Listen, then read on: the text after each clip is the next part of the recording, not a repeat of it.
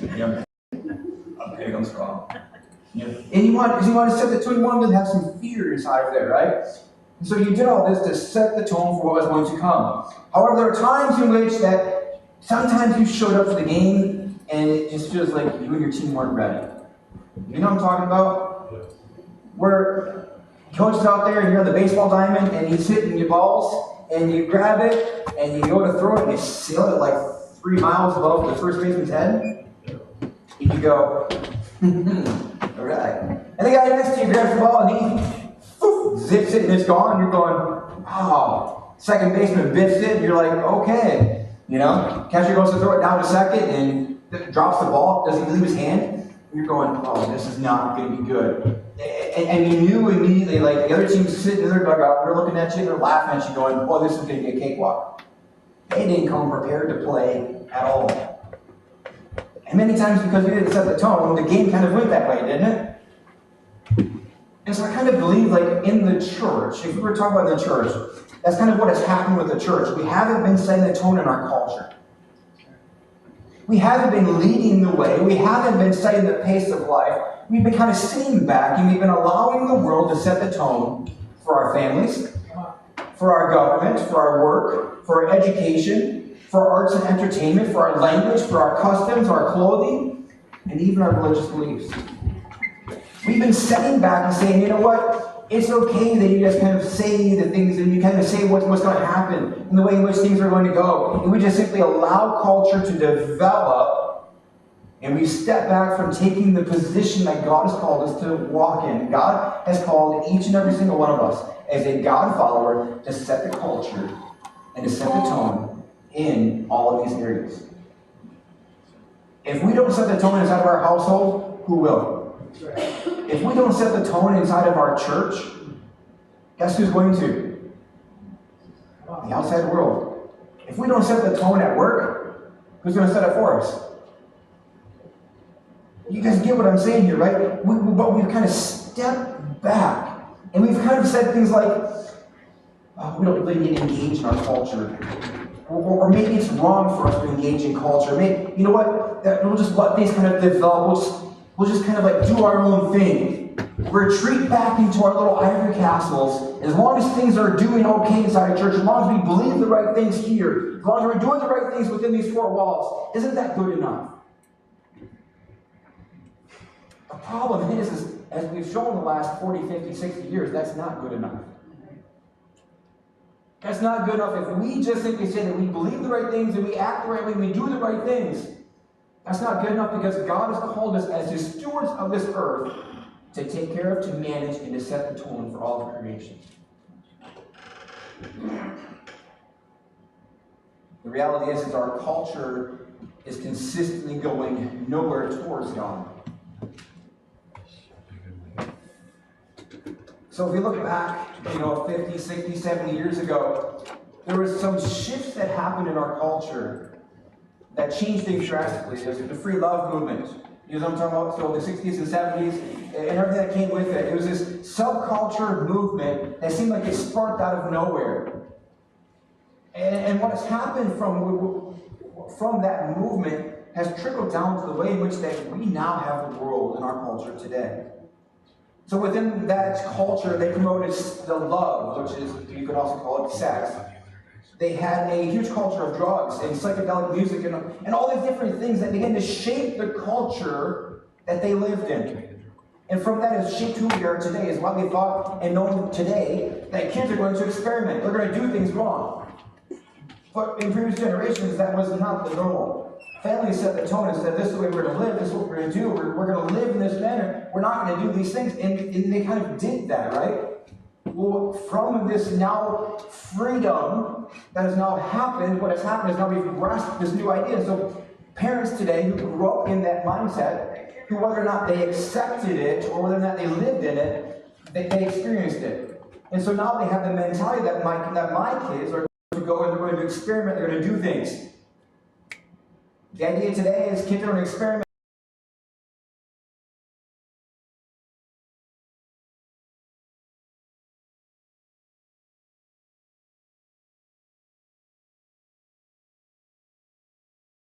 Past the dispensary.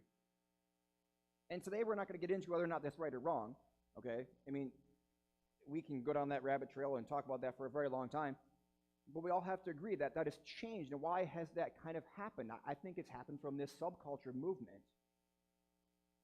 And people who grew up in it kind of accepted it and thought it was norm. So the culture that embraces it no longer sees it as wrong. So from this movement is all spawned the understanding that kids, they're going to have sex with multiple partners. And because they're going to have sex with multiple partners, we must teach them how to do it safely. That's why sex education in school is such a thing. It came from this movement. It wasn't something that happened before this. So why is it there now? Well, hey, we did it as kids. It's going to happen frequently.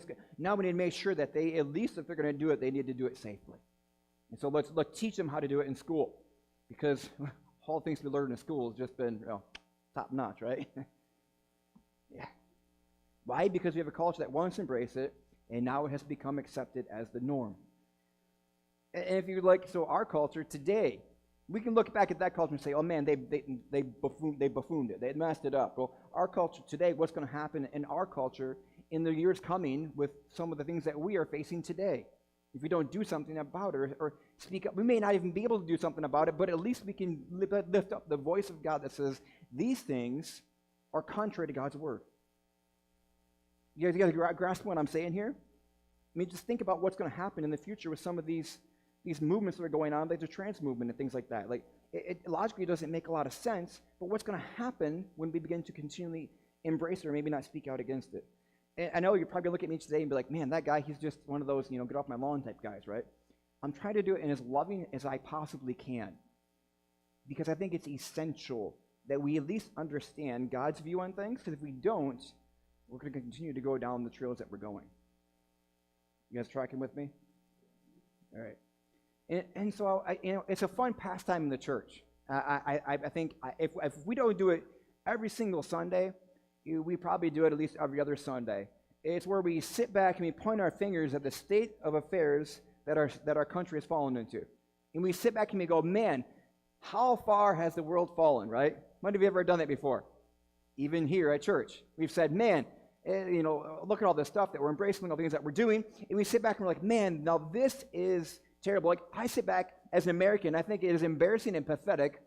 In my entire lifetime, I don't know of too many presidents that I would sit back and go, man, I'm proud of that guy. That guy represents what an American is. I don't know if I'm off base on that. But if that's the best we're doing, it's a little bit embarrassing. Would you agree? Maybe I'm out of turn here, but so I sit back and I'm like, man, what in the world are we doing here? The problem is, I truly believe that we as the church, right, we share a lot of the blame, though. We can sit back and we point our fingers and say, culture is falling apart, society is going the wrong way, but in reality, the blame has to fall, at least partially, if not completely, on us as the church. As Christ followers, we have to shoulder that blame. I know in many instances we are speaking out, proclaiming truth. I know that many of us live lives that reflect God's goodness and God's glory. But we have not been engaging in the areas that are so important to culture. We've kind of taken our hands off a little bit and said, well, if we're not welcome here, if we're not wanted here, we're not going to engage in those fears anymore. You guys tracking with me? And so what happens is when we take our hands off those things and we're not speaking life into those things, we're not bringing God's creation back to order, chaos begins to ensue. In the church, we are so good at having compartmentalized lives, especially us men. Compartmentalized lives. We have our work life, we have our home life, and we have our Christian life. And they don't always mix. Right? When we go to work, sometimes we take all of our other issues and problems, we set them on the shelf, and we go to work, and we just do our job. And when we go home to our families, we do our family stuff. When we go to church, we do our church stuff. And they don't oftentimes mix and blend. The problem is we are supposed to be holistic people. Our faith is supposed to be filtered into all of the aspects of our life. The way in which we view politics, the way in which we view entertainment, arts, the way in which we view family, and all. It should filter into all those things, and it should then dictate the way that we do things and live our lives should be different. So God has called us as his followers, Christ followers, to set the tone for the world that we live in, to set the culture. We should be ones who are leading culture. We should not be just reacting to the culture that is given to us. So you go all the way back to the beginning. So in Genesis chapter 1, so you say, Pastor, where do you get this from? Where would you say that this is a scriptural thing? So if you go all the way back to the very beginning, in the creation, when God is created, he's been through the 6 days of creation. He gets to the end of it, and he's created man. He says, let's make man in our own image. And God created him male and female, right? He made man. Verse 28, he says, and God blesses them. So God puts a blessing over humanity and said to them, be fruitful and multiply and fill the earth and subdue it and have dominion over the fish of the sea and of the birds of the heavens and over every living thing that moves on the earth. What he's saying there, he's telling humanity, he says, I've created you as the pinnacle of all of creation. You're to have dominion over all of it. So God has created us in his image, and he said to us, you are my caretakers of this place. The way in which you live your life, the things that you do, the way that you manage it, take care of it, is the way in which it's going to go. He's left it to us. He's entrusted it to us. Every single aspect of it. I'm not just talking about creation. I'm not talking about the earth and recycling and things like that. That's good. I'm talking about setting the tone for our culture and the way in which we live.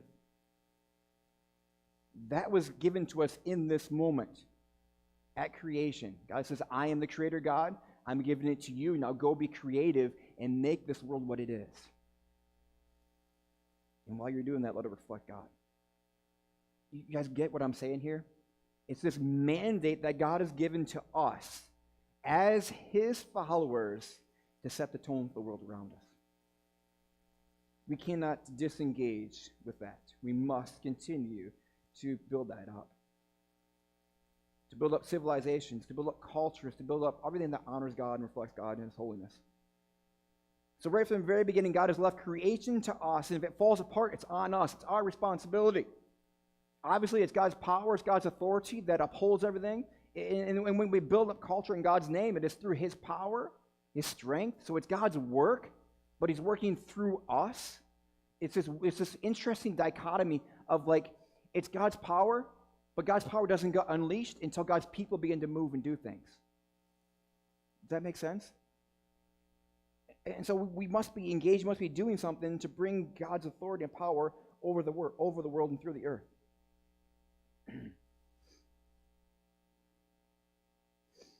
So God has called his church. So even DWC, so we're talking about church universally, to be culturally relevant in the places in which that we are. And what this means is that being a church, we relate the gospel to the culture to which it is planted. I know some of you are in Bristol. We'll talk about that here in a second. But much like a missionary might go into a foreign country, they have to learn the culture, the place that they're going to be ministering to. God's church must be relevant to the world around us. You know, if we just sit back and we just simply say, we're not going to change, we're not going to grow, we're not going to actually engage in all the things that are happening around us, what relevance do we have to the culture that is around us? And again, I'm going to talk about this in a second, because many of you are going, I don't like what he's saying there. And we're going to talk about that. Okay. Next paragraph, I promise. Much like when Paul, he goes to Athens. So Paul shows up in Athens. He goes there to minister. He's there to bring the gospel to it. He spends pretty much the entirety of the first day. It says he walked around Athens, looking to see of all their customs, all the things that they had done. It even says that he sees an inscription to an unknown God. They were worshiping an unknown God because they want to cover all their bases. He's like, man, they're religious people. They're intelligent people. So Paul then creates an understanding of the people that he's ministering to, and then goes to the place of the central place of the knowledge and all the places that all the minds meet. And he says, you know what, I see that you guys are thinkers here, that you're religious and you're thinkers, right? And he goes to a place that the culture is built upon, and he engages with them there. But he first builds his bridge upon where they are at, and then brings the gospel from there. That's kind of what I'm saying by being culturally relevant. It's not about modifying what we believe to fit into a peg that the culture says is the right belief. It's not about saying, you know what, God's word can be abrasive. We need to make this as friendly and as fluffy and as puppy dog-like for everybody to embrace and to love. Problem with that is, what do we got when we say we're going to take out all the troubling and challenging passages in here? We're left with not much of the gospel at all.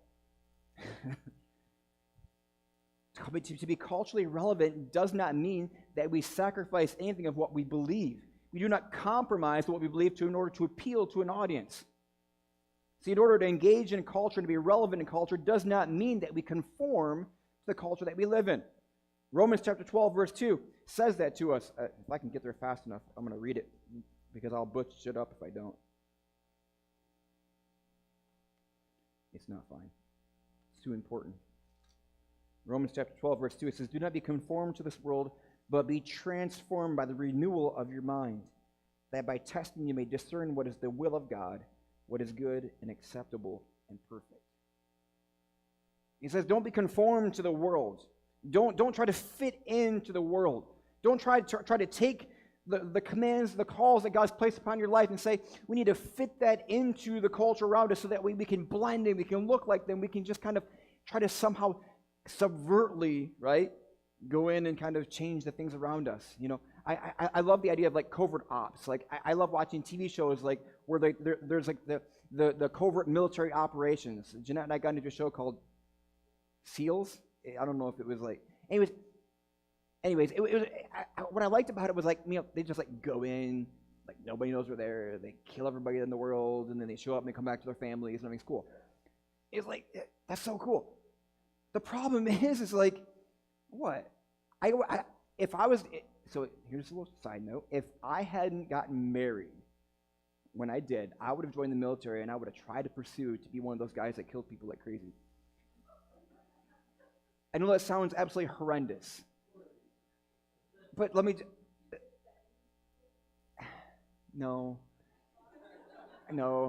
I was young, and in my hubris, I wanted to prove that I was the best of the best. You know what I'm saying? Like, I'm the baddest guy around. Am I the only man that, like, thought that in their mind? Like, you know, it's normal. Thank you. See, everybody's laughing at me. It's normal. I heard it from several men. It's normal. Anyways, so like those sort of things like appeal to me. The problem is we sometimes treat Christianity the same way. We want to minister to the world around us. We want to do it in covert ways. We want to change the culture around us. We want to do it in covert ways. And the problem is nobody actually knows we're there and we exist. Does that make sense, guys? I know, like, to steal a slogan, we need to be loud and proud.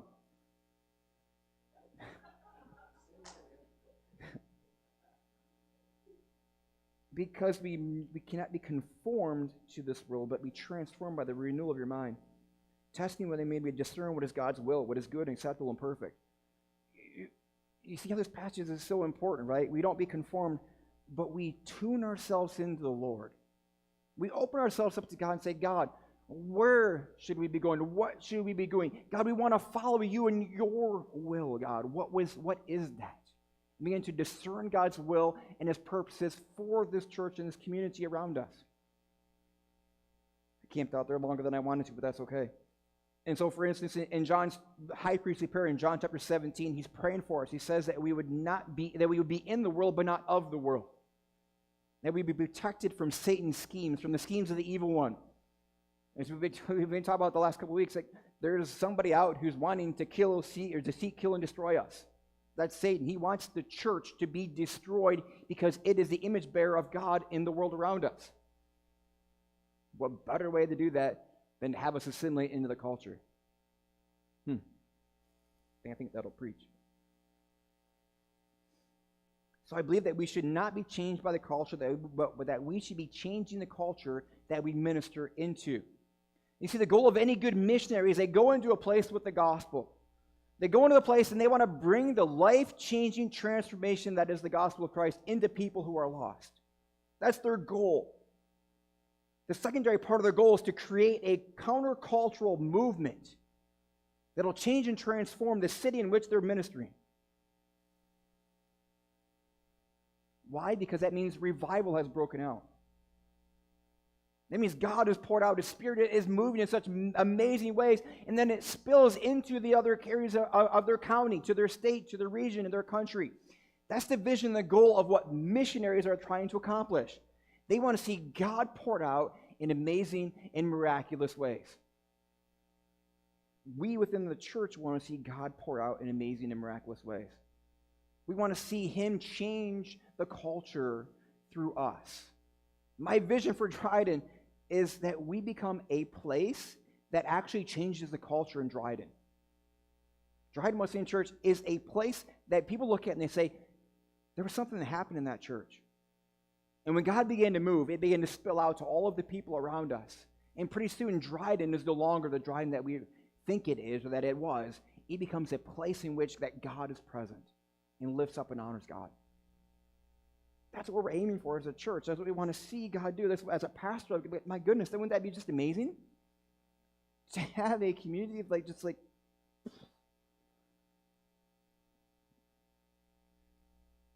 But it's not accomplished by blending into the culture, but engaging with it and presenting a counter-cultural way of living. A little bit ago, there's a movie that came out called Jesus Revolution. You remember that movie?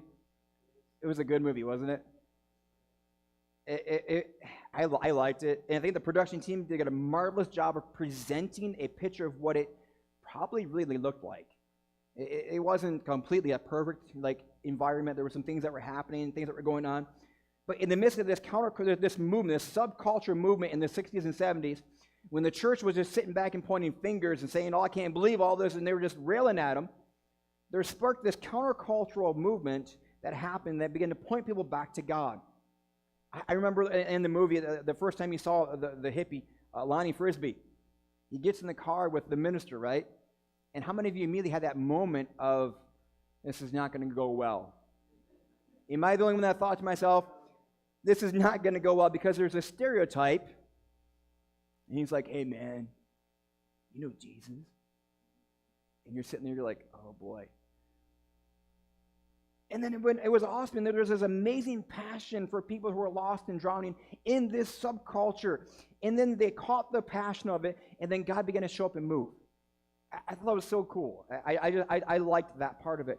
And that is exactly the thing that we want to do here in our context. You guys remember just a little bit ago, I preached a sermon on the basics, and I talked about the church. And I said to us, hey, I want to work together to build the kind of church that we all want to see. The kind of church that we see in the Bible, the kind of church that is like, is drawing, it brings people into God's presence. To be people of God that our community needs and that people are longing for. Remember I mentioned that? Why? It's not so I can sit back and go, man, now I'm the pastor of that church, look what I did. It's so that we can actually have a true, authentic Christian community. Like, wouldn't that be just phenomenal? A place where people love each other. A place where God is honored. A place where you can see God's love in tangible ways. A church that loves our community, that is generous with what God has blessed us with. A church that is giving, a church that is grace-saturated, Holy Spirit-filled and led. It would just be it would be crazy. Because I believe that's what our church is, what reflects the kingdom of God and honors God, builds up who He is. I want to create a countercultural movement in Dryden that I think is so needed. In fact, Jesus told His disciples in John chapter 13, verse 35, by this all will know that you are my disciples if you have love for one another. He says, in other words, when the world, they look at you as the church, they will know that you have authentic Christian faith when your love that is spilled inside of you spills out in tangible ways. And people look at it and they go, man, that right there, that is what I think it means to be a follower of Christ. And it begins to be contagious to the world around us. But the church must be countercultural. It must be a beacon of light to the world around us. You guys good? I'm going to take a little extra long today. I know I say that all the time, and people get mad when I say it, but I'm good. Okay. I just want you to know I may have went over a little bit, but that's okay. So in the beginning of Jesus' gospel, in Matthew chapter 5, we have what we would say is one of the most influential sermons Jesus ever preached. It's called the Sermon on the Mount. And in Matthew, it's the beginning of his ministry. And he begins to proclaim different things. He starts off with the Beatitudes, and he kind of talks about like, hey, if you're going to be a follower of mine, this is kind of what it looks like. These are the characteristics of being a follower of mine. And then immediately after making those statements, he goes into saying this in verse 13. He says to his followers, he says, "You are the salt of the earth. But if salt has lost its taste, how shall its saltiness be restored? It is no longer good for anything except be thrown out and trampled under people's feet." Verse 14 says, "You are the light of the world. A city set on a hill cannot be hidden. Nor do people light a lamp and put it under a basket, but on a stand. And it gives light to all in the house. In the same way, let your light shine before others, so that they may see your good works and give glory to your Father who is in heaven." So he starts off, and it's pretty neat because he literally takes his audience out of the city, goes into the countryside, sits on a mountainside and says, hey, we're going to get away from all the hustle and the bustle. I got some important things to share with you. So he begins to tell them about salt and light. Did you guys catch how interesting that is, right? What happens when salt has lost its taste? It's of no value. They just throw it out into the street and people trample on it. But he calls us salt. So what is he saying about Jesus followers or Christians who have lost their sense of salt? They're useless. They're not of much value, are they? So what exactly is this salt, right?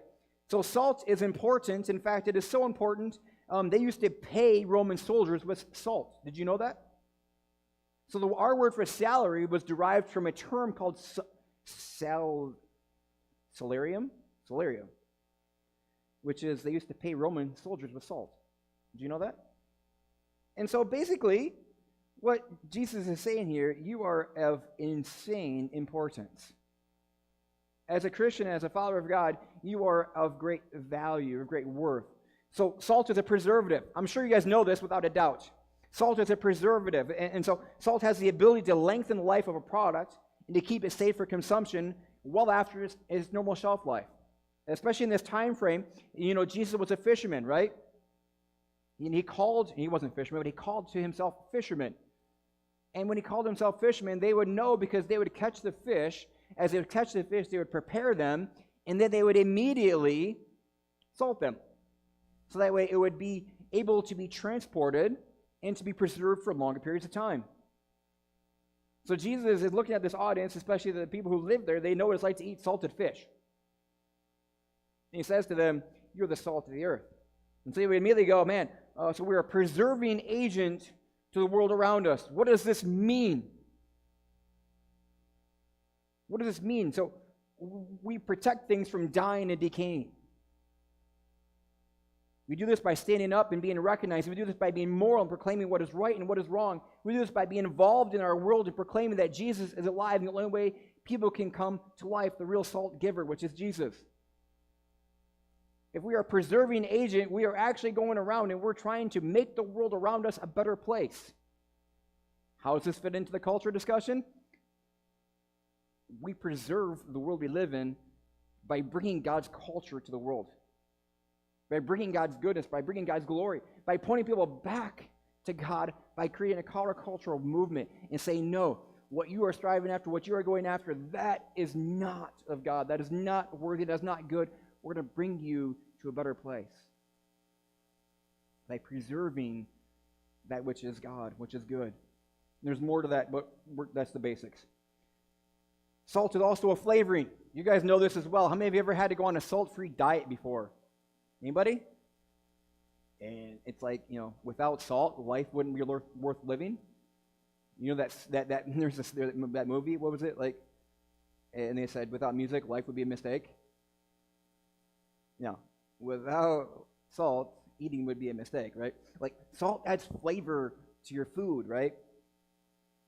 God made food for us, and He's made it good and nutritious, and He made salt to make it even better. The same can be said for the world without Christ followers in it. Kind of blah, kind of whatever. The same can be said for us without Jesus. Kind of blah, kind of pointless, right? Humanity without Jesus is unfulfilled life. Jesus is the salt of our lives, and we have Jesus makes life just that much better. So we as Christians should be going into the world and making the world a better place, making it so much more palatable for all the people around us, building up and honoring the things of God. In fact, when you look at the world that we have today, the culture that we have today, there were many, many, many years in which the Christians lived in such a way that made it better. We livened it up. Christianity has had a powerful and positive impact on the world. One of the greatest ways we can look at is the way in which Christianity has valued human life. You guys have heard the stories of how not in ancient Rome, but in Rome after Jesus' death, they would practice a thing where they would actually take their infants they didn't want, and they would just abandon them in the country, like just to die. That was normal and acceptable. And in the early church, they knew about this, and they would actually go and gather up these Roman babies, bring them home, and raise them as their own. Why? Because life matters, because God has created it. So Christians have changed the view and understanding of infanticide. Abandonment was a common practice. So hospitals, as we know them, began through Christian influences. Do you guys know that? The Red Cross was started by an evangelical Christian.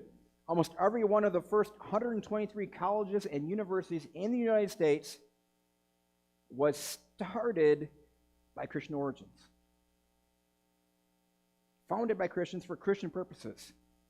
The same can be said of orphanages, adoption agencies, humane treatment of the insane. The list goes on and on and on and on of all the ways that Christians have impacted the world around us.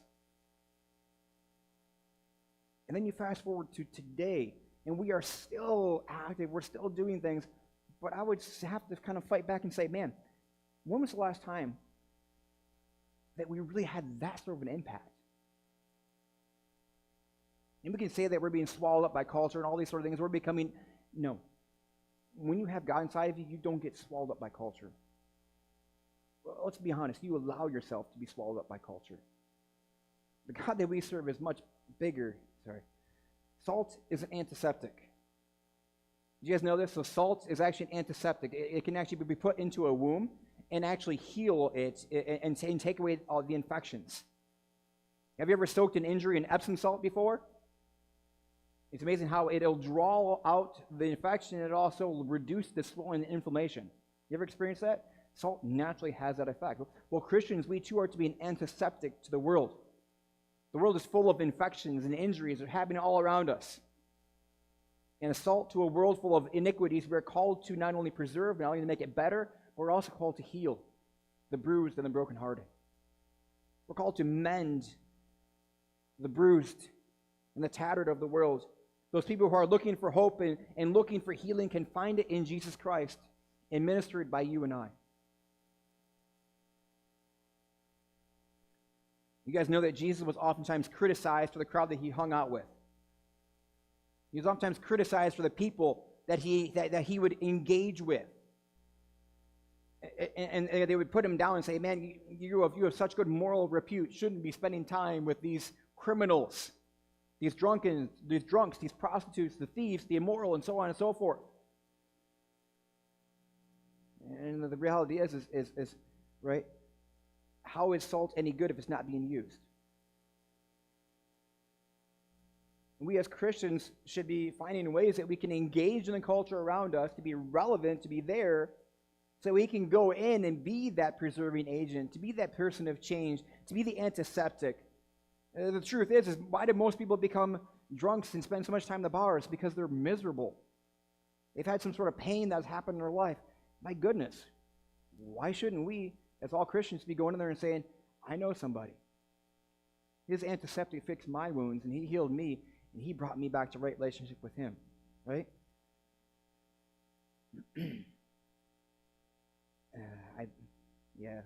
Let's keep going. You guys cool with that? Good. Whether you are or not, I'm going to finish. So if you want to leave, you can leave. So Jesus, he then talks about light.